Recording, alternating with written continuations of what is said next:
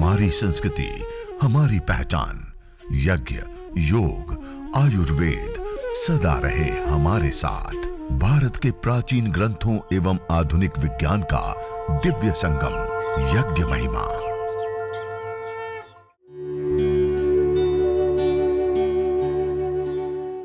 भारतीय संस्कृति में यज्ञ, योग एवं आयुर्वेद जैसी अमूल्य विद्याएं हैं, जिसका मूल है वेद। इतिहास की ओर दृष्टि डालें तो भगवान राम, भगवान कृष्ण से लेकर राजा महाराजाओं, ग्रामवासियों व अरण्यवासी ऋषियों की कुटियों तक नित्य व नैमित्तिक यज्ञों का प्रचलन देखने को मिलता है। और उससे हवन भी, और हवन के बाद जैसे आप देख रहे हैं धुनी, काफी समय हो गया हमने यज्ञ कर लिया, हवन कर लिया, अग्निहोत्र कर लिया, उसके बाद आग शांत हो गई। मैंने खाली साइड में राख भी नहीं डाली थी, भस्म भी नहीं डाली थी, खाली अंगारों के ऊपर हमने यह विशेष रूप से जो रोगानुसार हवन सामग्री ली, 1/4 गुग्गुल और गाय का घी मिला करके हमने तैयार किया था। अब ये देखिए, अभी तक मंद मंद सी धुनी, एक साथ गाढ़ा धुआं भी नहीं हुआ और एक साथ कम धुआं भी नहीं। जितना हमें आवश्यक होता है उतना धुआं निरंतर होता रहा। अब ये अभी भी हो रहा है, लेकिन इसके अंदर जो अब एरोमेटिक्स ऑयल्स होते हैं, उड़नशील तेल होते हैं, जो मेडिसिनल गुण होते हैं, वो उड़ चुके हैं। अब इसके अंदर सामान्य भूसा बचा हो, जैसे हम एब्स्ट्रैक्ट निकाल लेते हैं, उसके बाद जड़ी बूटियां बचा, उसमें कुछ विशेष होता है, कुछ परसेंट, लेकिन इतना विशेष नहीं होता। तो अब ये जो है, इसको हम थोड़ा सा इस प्रकार से, आप देख रहे हैं, इसको ऐसे हम हटा दे थोड़ा सा। और ये जो अब दूसरी बार जो हमने ये तैयार करके रखी थी हवन सामग्री, उसी को और लिया और उसको उसके ऊपर आप फिर से एक जगह पे, ऐसे बिखेरना नहीं है, जैसे पूरे में बिखेर दिया, वो एकदम से धुनी हो जाती है, उड़ जाता है और कुछ होता नहीं। ऐसे एक ही जगह पर इस प्रकार से ढेर कर दिया, थोड़ी सी मात्रा में लेकर दोबारा। अब इसको हमने दोबारा रखा है, वो 15-1 मिनट से भी ज्यादा रहा। अब ये दोबारा रखा, ये भी इतनी देर रहेगा। फिर उसके बाद फिर वापस इसको हटा लीजिए और फिर वापस आप कर सकते हैं इस प्रकार। कम आग हो गई और उस आग को आप बढ़ाना चाह रहे हैं तो इसको हटाया। उसके बाद हल्दी, पीली हल्दी, जो हम अपने घर के अंदर खाने के रूप में प्रयोग करते हैं, उसी हल्दी को इसको हटा करके उस अंगारों के ऊपर 1 चम्मच आप डाल दीजिए। वो जरा सा भी ताप होगा तो उतने ताप से धीरे धीरे धीरे धुआं देते। वो हल्दी का भी धुआं हमारे लाभकारी होता है, जैसे वो एंटीबायोटिक होती है, एंटीबैक्टीरियल होती है, आदि आदि लाभ, उसका धुआं भी आरोग्य के लिए विशेष लाभकारी होता है।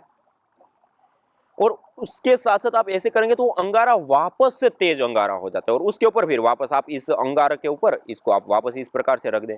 आपने इतना कर दिया, 4 घंटे से भी अधिक तक आप इस धुनी को इस प्रकार थोड़ी थोड़ी देर में 15-1 मिनट 10 मिनट तक ये निरंतर चलते हैं। उतनी देर में इसको हटाया फिर वापस रखा, हटाया फिर वापस रखा और साइड में थोड़ी सी भस्म राख डाल दे।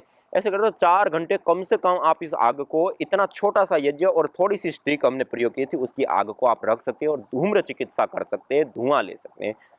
और वैसे ही आप देखेंगे, इस कावडंग स्टिक को आप जलाया, हवन कर दिया, आग शांत हो गई और उसके बाद आप सूंघेंगे, देखेंगे कि उस आग, अब आग नहीं रही है, वो अंगारे हैं और अंगारों से जो एक सुरभि निकलती है, एक सुगंधी आती है। आप ऐसे सूंघेंगे तो आपको इतनी मनोहारी वो सुरभि सुगंधी लगेंगी, जैसे आप सब लोगों का अनुभव होगा जब सूखा पूरा इलाका पड़ा होता है और कभी बारिश आ जाती है अचानक से और जैसे एक भूमि की सुगंध आती है और कितनी मनोहारी होती है, कितना अच्छा लगता है, हर किसी के लिए भाने वाली सुगंध होती है वो।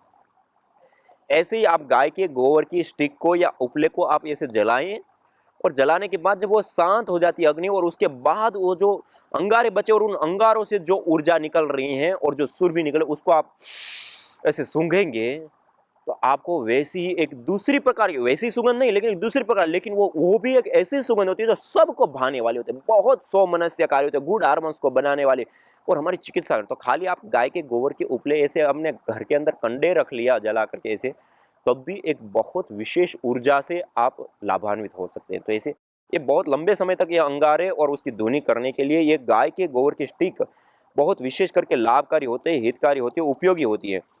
और हमने आपको बताया अभी, जैसे ऋतुओं के अनुसार भी हम समिधाओं का प्रयोग करते हैं। जैसे वसंत ऋतु है तो उसमें समय की समिधा विशेष रूप से, जैसे देव यज्ञ करते हैं या अन्य यज्ञ करते हैं तो उसमें विशेष लाभकारी होती है। ग्रीष्म ऋतु है तो उसमें पीपल की संविधा लाभकारी रहती है। वर्षा ऋतु है तो उसमें ढाक या फिर बिल्व की संविधा हम विशेष रूप से प्रयोग करते हैं। इसी प्रकार शरद ऋतु में प्लक्ष और आम की संविधा का प्रयोग करते हैं। शिशिर ऋतु में गुलर और बरगद की संविधा का हम प्रयोग करते हैं। हेमंत ऋतु में खेर की संविधा का, और सभी ऋतुओं में गाय के गोबर की लकड़ी का हम विशेष रूप से प्रयोग करते हैं। गाय के गोबर की स्टिक, तो उसका हम विशेष रूप से ये प्रयोग ले। और ये पतंजलि सभी स्टोर के ऊपर, हम कुछ कुछ स्टोर के ऊपर अभी भेजने भी लग चुके हैं, और थोड़ी ही समय में पतंजलि के सभी स्टोर के ऊपर एक गौमय संविधा भी उपलब्ध कराने के लिए प्रयास कर रहे हैं। और ये बहुत ही विशेष संविधा है, और उसका प्रयोग अभी तक हमने देखा, जिन्होंने एक बार इससे यज्ञ कर लिया उसके बाद वो इसी संविधा को मांगते हैं कि यही हमें चाहिए। क्योंकि एक तो पहले, सबसे पहले तो इसके अंदर जो है ना, सामान्य लकड़ी की अपेक्षा 2.5 गुना ज़्यादा एफिशिएंसी होती है, हल्की होती है। हल्की होती है तो वो लकड़ी हम 1 किलो खरीदते हैं, उसमें कई सारी आ जाए। वो ये 20 रुपये में इतना बड़ा पैकेट है जिसमें 14 स्टिक इतनी लंबी लंबी आ जाती है। 3 स्टिक में एक बार हवन हो जाता है हमारा, अच्छे से बड़े रूप में करते हैं तब, और छोटा भी कर सकते हैं देव यज्ञ करते हैं तो लेकिन मैं जो अभी आपको करके बताऊँ उसमें 3 स्टिक लगती है। 3 स्टिक में एक बार हवन हो जाता है, अग्निहोत्र हो जाता है। और जैसी आपने एक बार संविधाओं का चयन किया, वो वैसी की वैसी अंतिम तक रहती है, दूसरी लकड़ी टूट जाती है।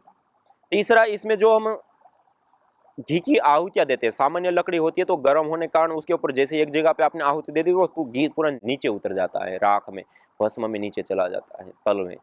और इसमें क्या होता है, आप कितना भी घी डाल दो वो तुरंत उसको अवशोषित कर लेता है अपने अंदर, और फिर उसको जलाता रहता है, जलता रहता है वो घी। और उसके साथ साथ उसके बाद उसके अंगारे जो बनते हैं, वो अंगारे जैसे में आप देख रहे हैं, कितना समय हो गया, इतनी देर में लकड़ी का अंगारा नहीं रहता, ये अभी तक वैसा का वैसा अंगारा तेज है। और ऐसे जैसे हम ये कर रहे हैं, धूपन के द्रव्य डाल रहे हैं, ऐसे ही डालते रहे तो 4 घंटे तक, उससे भी अधिक ये अंगारे रह सकते हैं गाय के गोबर के उपलों के। और दूसरा, उस उपलों से निकलने वाली जो गैसें होती हैं, वो गैस भी अपने आप में एक विशेष गैस होती है जो सोमनिश्चकारी बैक्टीरिया को दूर करने और भी लाभकारी। और आयुर्वेद ग्रंथों में भी, जो चरक संहिता, सुश्रुत संहिता आदि में, जो पात्रों का विशेष रूप से हम औषधियों के निर्माण के लिए प्रयोग करते हैं, उसके संशोधन आदि के लिए भी उसकी धुनी का प्रयोग करते हैं। इसी प्रकार से कुछ विशेष भस्मों को बनाने के लिए भी गाय के गोबर के कंडे ही प्रयोग होते हैं, उससे अतिरिक्त दूसरे का प्रयोग करेंगे तो गुण, वो तत्व उसमें नहीं आता, इसलिए उसका ही प्रयोग वहां पे लिखा। तो इसकी आग भी जो होती है वो अपने आप में एक विशेष लाभ देने वाली, एक विशेष उपयोगी होती है। और भी इस गाय के गोबर के जलाने पर जो गैसें बनती हैं, वो गैसें भी विशेष लाभकारी होती हैं। और भी बहुत सारी, तो एक गौमय समिधा सभी ऋतुओं में हम प्रयोग कर सकते हैं। जो ऋतु अनुसार हम समिधाओं का जो चयन करते हैं, उसमें इसका हम विशेष रूप से प्रयोग ले सकते हैं।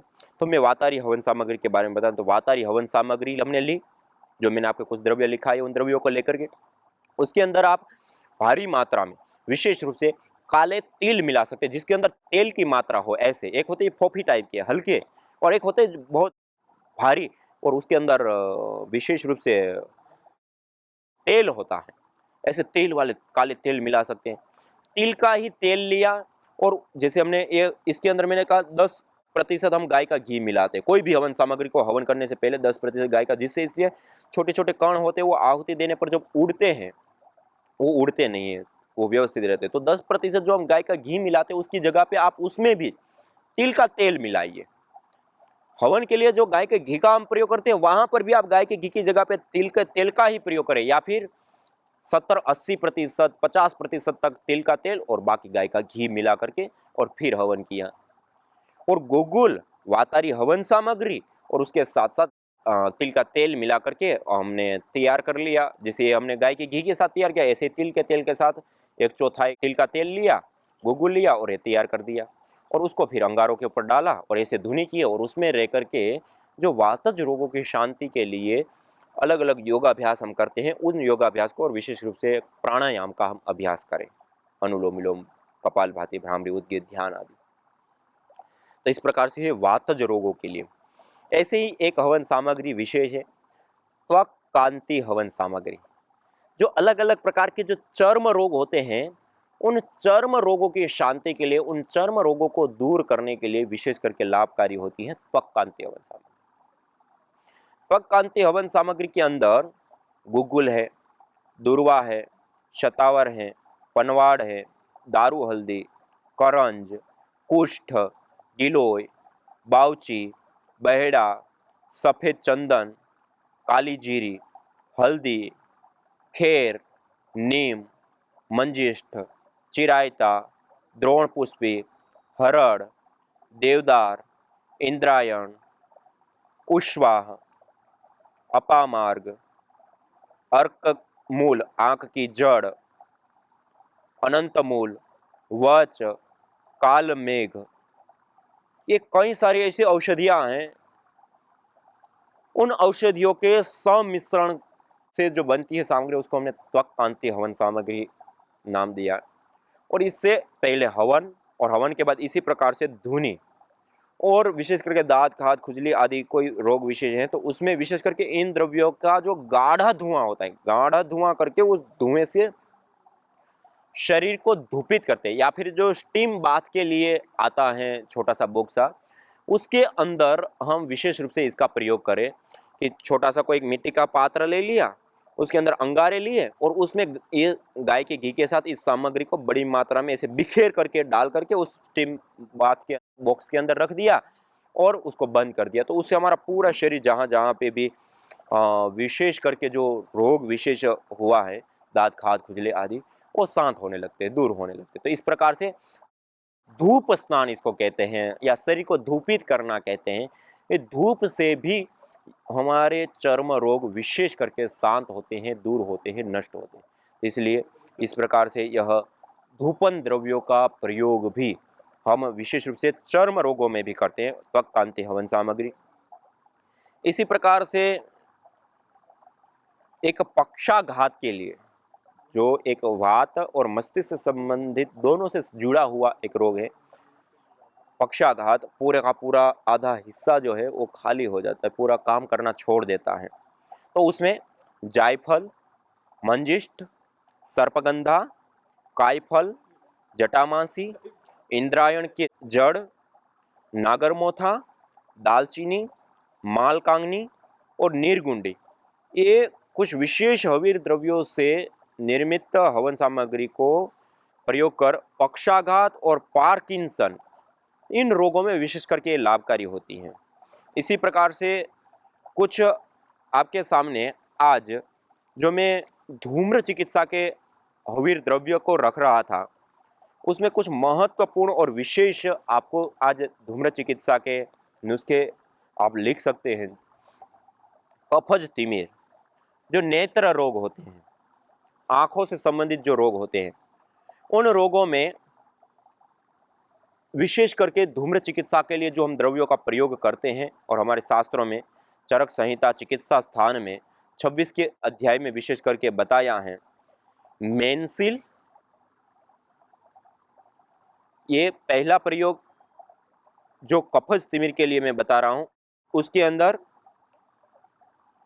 सहजन के पत्तों के रस को, सहजने के पत्तों के रस को ताम्र पात्र के अंदर डाल करके और तांबे की मूसली से उसको खरल करते। ये पानी के पात्र मेरे पास रखे, ये तांबे के पात्र के अंदर डाल करके और तांबे की मूसली से उसको घोंटे, खरल करें और उसे घी में मिला लें और इसकी धूप देने से आंखों की पीड़ा अर्थात आंखों में दर्द, अश्रुस्राव, आंसू अधिक आना, किरकिराहट, शोथ सूजन हो जाना आदि आदि जो आंखों से संबंधित रोग होते हैं वह रोग शांत होते हैं।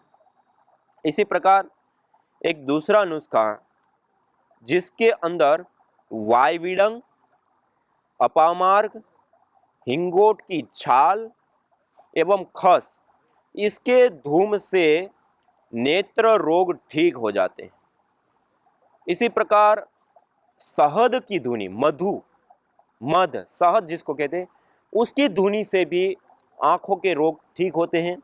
और विशेष लाभ के लिए सहजने के बीज, मोरिंगा जिसको हम कहते हैं, सहजना, मोरिंगा, सरगवा जिसको बोलते हैं, उसके बीज को शहद से युक्त कर अंगारों के ऊपर डालिए और उसकी धुनी से आंखों को धूपित करना और उसके ये जैसे हम मंद सी ध्वनि कर रहे हैं, ऐसे मंद सी ध्वनि वाले वायुमंडल में उसमें प्राणायाम करना, अनुलोम विलोम, उससे विशेष करके नेत्र रोग ठीक हो जाते हैं। और इसी प्रकार से जो सहजने की पत्तियां होती हैं, सूखी या हरी जो भी मिल जाए, उन पत्तियों को भी शहद से युक्त करके अंगारों के ऊपर डाल के उसकी धुनी भी इसी प्रकार कर सकते हैं। वो भी नेत्र रोगों के लिए विशेष करके लाभकारी होती है। और हाँ, उड़ीसा आदि कुछ जगहों पर जो सहजने के बीज होते हैं उनका विशेष रूप से लोग प्रयोग करते हैं। जब जंगल के अंदर गायों को या पशुओं को चराने के लिए वो ले जाते हैं, तो कई बार क्या होता है, बहुत झाड़ी जंगल आदि होता है, उससे जब पशु गुजरते हैं तो कई बार वो कांटा या सूल होता है, वो पशुओं के, गाय आदि के आँखों में विशेष करके घुस जाते हैं, लग जाते हैं और बहुत बुरी तरह से। तो तात्कालिक तो पता चलता नहीं है, तो वो फिर आँखों में उनके आँसू ज़्यादा आते हैं, वो काली थोड़ी-सी आँख सी पड़ जाती है, तो उनको पता चलता है। और कई बार 1-2 दिन बीत जाते हैं, तो आँख थोड़ी सफ़ेद सी हो जाती है। जो काला सा आँख होती है, वो सफ़ेद सी हो जाती है। तो हमने देखा कि वहाँ पर वो लोग ये सहजने के बीज को लेते हैं और थोड़ा-सा पीस करके, एक होता है कूट करके वो करना और एक होता है पत्थर के साथ पीसना। जब पत्थर के साथ उसको पीसते हैं तो बिल्कुल बारीक पाउडर हो जाता है, बिल्कुल बारीक पाउडर। उसको पीस करके और गाय के घी के साथ हल्का-सा मिला करके, या फिर उसको हम शहद में भी मिला सकते हैं, उसके साथ मिला करके और उनकी आँख में एक बार ऐसे लगा देते हैं। लगाते ही उसको बहुत ज़ोर से लगता है, अंदर तक लगता है। खूब आँसू आते हैं, खूब वो होता है। और ऐसा 2 से 3 दिन करने पर जो आँखें उनकी सफ़ेद हो जाती हैं, वो भी ठीक हो जाती हैं। और आयुर्वेद आदि ग्रंथों में जैसे मैंने आपको नुस्खे बताए, वहाँ पे तो सहजने के बीजों का प्रयोग धुनी आदि के लिए बताया ही। ये एक प्रकार से हम देखें तो, हम जो मॉडर्न मेडिकल साइंस में देखें तो, हम पहले लेबोरेटरी वर्क आदि सब करने के बाद हम एनिमल ट्रायल करते हैं। तो ये एक प्रकार से जो एक घटना मैंने बताई, उड़ीसा आदि क्षेत्र में जो लोग पशुपालन करते हैं, वो जो एक क्रिया को करते हैं, वो एक प्रकार के एनिमल ट्रायल ही है, और क्या है। और उसी को हम अपने ऊपर प्रयोग करें, तो इस प्रकार से इसका भी आप प्रयोग विशेष रूप से नेत्र रोग, आंखों से संबंधित रोगों में विशेष करके कर सकते हैं। ऐसे ही कफज प्रतिशाय, ये तो कफज तिमिर नेत्र रोग के लिए आपको बताया। अब कफज प्रतिशाय, जुकाम जिसको कहते हैं, नाक बहते रहना, साइनस की प्रॉब्लम हो जाना, जुकाम रहना, एलर्जी हो जाती है, थोड़ा सा धूम्र, थोड़ी सी धूल वाले वायुमंडल में छींकें आने लग जाती हैं, तो इसमें क्या करें? तो उसके लिए आयुर्वेद के अंदर विशेष रूप से बताया, मेंसिल, वच, सौंठ, काली मिर्च, पिपली, वायविडंग, हींग, गुग्गुल, आंवला, हरड़, बेहड़ा आदि औषधियों का धूम्र लेने से ये ठीक हो जाता है। कफज प्रतिशाय, जुकाम, नाक बहता रहता है, नज़ला हो जाता है, साइनस की प्रॉब्लम है, छींकें ज़्यादा आती हैं, ऐसी एलर्जी हो जाती है, कई लोगों को मॉइस्चर वाला वायुमंडल मिलते ही तुरंत छींकें आने लगे, तो वो इसका विशेष रूप से प्रयोग ले सकते हैं। इसी प्रकार से सिरो विरेचन के लिए, जिनका सिर भारी हो जाता है, दर्द रहता है, कफ जमा रहता है, बहुत ज़्यादा मात्रा में परेशान रहते हैं भारीपन से, कफ बढ़ जाता है, बार बार कफ आता रहता है, निकलता रहता है, छींकें आती रहती है, सिर में भारीपन सा हो जाता है, तो उसके लिए सिरो विरेचन के लिए कुछ विशेष हवीर द्रव्य बताए। तो उसके लिए क्या करें? तो सिरोगत मल द्रव्यों का निष्कासन तथा मस्तिष्क के पोषण में हिंगोट छाल के चूर्ण का धूम करें। हिंगोट की छाल के चूर्ण का मस्तिष्क के पोषण के लिए भी और सिरो विरेचन के लिए भी। और इसी प्रकार दूसरा एक नुस्खा बताया, जिसमें वायविडंग आदि औषधियों को अग्नि में डालकर धूम देने से भी मस्तिष्क का भारीपन आदि और जो कृमि हो जाते हैं, वो कृमि भी ठीक हो जाते हैं। सिरोगत कृमि होते हैं, वो भी निकल जाते हैं, ठीक हो जाते हैं। ये अपने आप में एक बहुत बड़ी, तो सिरो विरेचन के लिए भी कुछ धूमपान के द्रव्य बताए।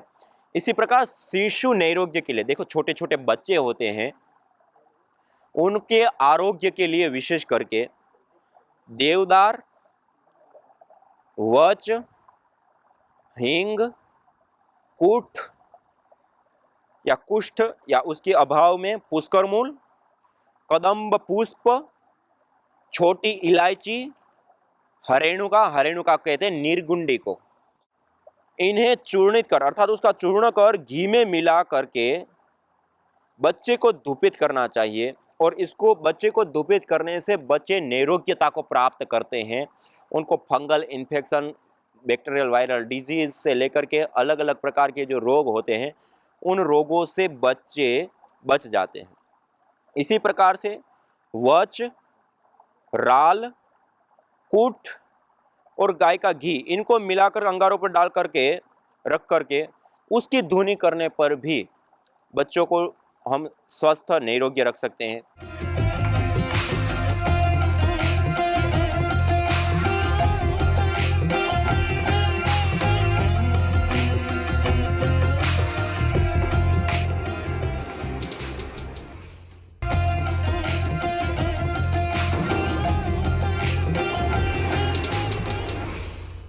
हृदय हवन सामग्री हार्ट से संबंधित, हृदय से संबंधित जो रोग होते हैं उनको शांत करने के लिए, उनको दूर करने के लिए यह विशेष करके लाभकारी होता है। उसमें अर्जुन आप सब लोग जानते हैं, पूरे संसार में आज परम पूज्य स्वामी जी महाराज ने इस अर्जुन को, ये अर्जुन चूर्ण है हमारे पास, अर्जुन की छाल का चूर्ण, इस अर्जुन की छाल के चूर्ण का प्रयोग या अर्जुन की छाल को भी सीधा रूप में हम प्रयोग ले सकते हैं, विशेष रूप से हार्ट के लिए बहुत ही ज्यादा उपयोगी होता है। दूसरा है पुष्कर मूल, यह पुष्कर मूल है जिसको पोहकर मूल भी बोलते हैं और भी अलग अलग नामों से इसको पुकारा जाता है या बोला जाता है। यह पुष्कर मूल होता है, इस प्रकार की ये जड़ उनकी होती हैं और बहुत भारी होता है, वजनदार होता है और सीलन से युक्त होता है। जैसे गिलोय होती है, सूखती नहीं, ऐसे ये भी सूखते नहीं बिल्कुल ही, और गीले टाइप के भी रहते हैं, लेकिन ऐसा भी नहीं कि बिल्कुल वो भी गीले भी रहते हैं, लेकिन ये बहुत ही भारी होते हैं। इसके अंदर मॉइस्चर की मात्रा पर्याप्त पाई जाती है। ये पुष्कर मूल, ये विशेष करके हृदय रोगों के लिए लाभकारी होता है। और उसके बाद है यह जटामासी, ये जटामासी भी विशेष करके लाभकारी होते हैं। यह एक पौधा विशेष होता है, उसकी जड़ के अंदर ये पैदा होती हैं और उसकी जड़ को निकाल करके इस रूप के ये उनके भाग होते हैं, उसको निकाले जाते हैं और उसको अच्छे से साफ सुथरे करके छांव में सुखा करके तैयार करते हैं। यह सुगंधित भी होती है, रोग निवारक भी होती हैं और हृदय रोग के लिए विशेष करके लाभकारी होती हैं। इसके बाद है हमारे पास वच, जो सबसे प्रथम रखी हुई। ये वच तो अनेक प्रकार के रोगों को दूर करने के लाभकारी, हार्ट रोग के लिए तो यह बहुत ही उपयोगी होती है, लेकिन हृदय रोग के साथ साथ जो हार्मोनल अनबैलेंस है उसको भी ठीक करने के लिए यह वच एक जड़ है। वच की यह जड़ होती है और जड़ में से इसको निकाला जाता है और फिर अच्छे से धो करके छांव में सुखा लेते हैं। तो यह जो वच है यह भी हमारे लिए बहुत ही ज्यादा उपयोगी होती है। और आयुर्वेद आदि ग्रंथों में तो भूतोन्माद से लेकर के अनेक प्रकार के रोगों को दूर करने के लिए, मानसिक असंतुलन, मिर्गी से लेकर के साइनस से लेकर के अनेक ऐसे रोग हैं जिनको हम इस वच की धुनी से हम ठीक कर सकते हैं और बैक्टीरिया को नाश करने के लिए बहुत उत्तम रीति से कार्य करते हैं। आप अंगारों के ऊपर डालें और उससे निकलने वाली जो धुनी है वह जब फैलती है तो उससे सारे प्रकार के जो बैक्टीरिया हैं वो दूर हो जाते हैं, नष्ट हो जाते हैं। इसी प्रकार से यह दालचीनी है, ये सभी के घर में पाई जाती है, सब अपने घर में मसालों के रूप में इनका प्रयोग लेते हैं। यह दालचीनी विशेष रूप से एक सुरभि, एक सुगंधी भी इसमें बहुत ही अच्छी होती हैं और यह दालचीनी हृदय रोग के लिए विशेष करके लाभकारी उपयोगी होती है और इसके साथ साथ कफज रोगों के लिए, अन्य कफज रोगों में भी बहुत ज़्यादा उपयोगी होती हैं। और उसके बाद यह है रासना, ये रासना पत्ती है हमारे पास, ये रासना भी बहुत ही ज़्यादा उपयोगी होती है हार्ट रोगों को, हृदय रोगों को ठीक करने के लिए।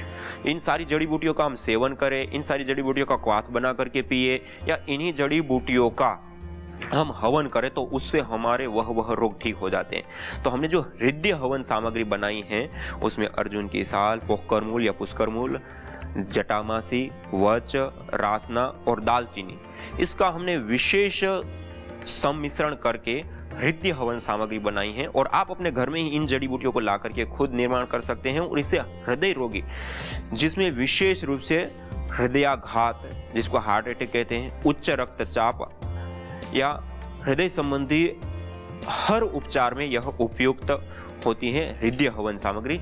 इसका आप विशेष रूप से प्रयोग या उपयोग अपने जीवन में आप ले सकते हैं।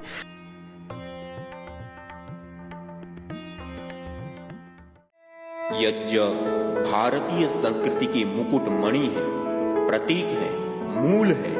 मानव जीवन के हर पहलू के साथ यज्ञ जुड़ा हुआ है, चाहे वह संस्कार, चाहे पूजा पाठ या फिर पर्व से लेकर हर शुभ अशुभ अवसरों में भी यज्ञ करने की सार्वभौमिक, वैज्ञानिक एवं पंथ निरपेक्ष पावनी परंपरा रही है। आइए हम संकल्प लें, संसार के श्रेष्ठतम कर्म यज्ञ को अपनाएं। पिंड और ब्रह्मांड में संतुलन कायम करने वाले यज्ञ को अपने जीवन का अभिन्न अंग बनाएं एवं प्रकृति मां के प्रति अपने ऋणों को अदा करें। विश्व स्वास्थ्य का एक नारा, यज्ञ से होगा जग उजियारा।